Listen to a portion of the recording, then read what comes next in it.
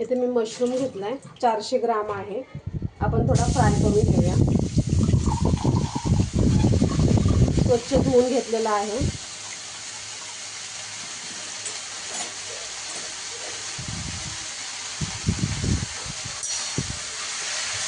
आज गॅसवर थोडा फ्राय करून घेऊया आपण. बघू शकता तुम्ही. तोपर्यंत आपण वाटण काढूया. इथे मी 4-5 काजू घेतलेले आहेत. एक कांदा, मिरची, लसूण, अद्रक आणि एक टोमॅटो हे आपण वाटून घेऊया. तर फ्रेंड्स, तुम्ही बघू शकता आपला मशरूमला पाणी किती सुटलेलं आहे. तर ते पाणी आपल्याला घ्यायचं आहे मशरूम.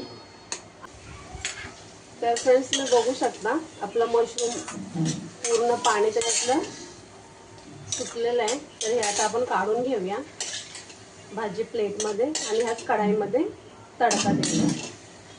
तडका देऊया. मी तेल घालते. जिरं घालूया तेलामध्ये.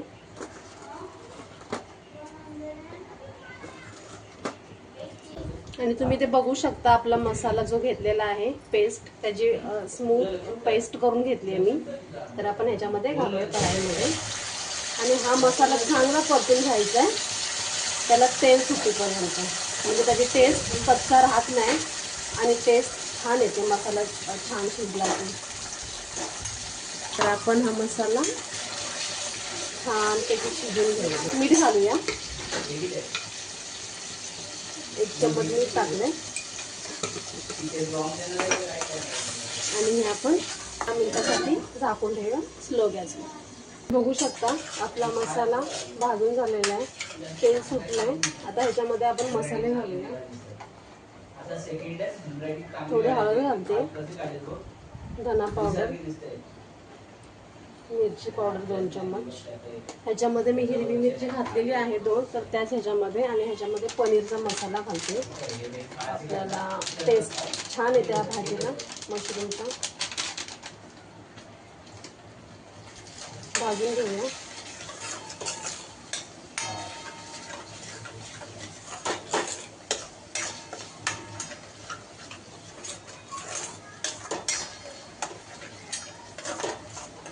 बघू शकता तुम्ही मसाला छान भाजलेला आहे. तर ह्याच्यामध्ये आपण मशरूम घालूया. मशरूम चांगले परतून घेऊया.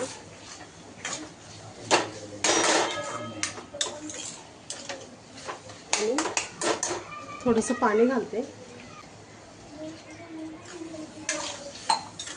आपल्याला सुकी भाजी करायची आणि थोडं 5 ते 10 मिनिटासाठी शिजून घेऊया स्लो गॅसवर.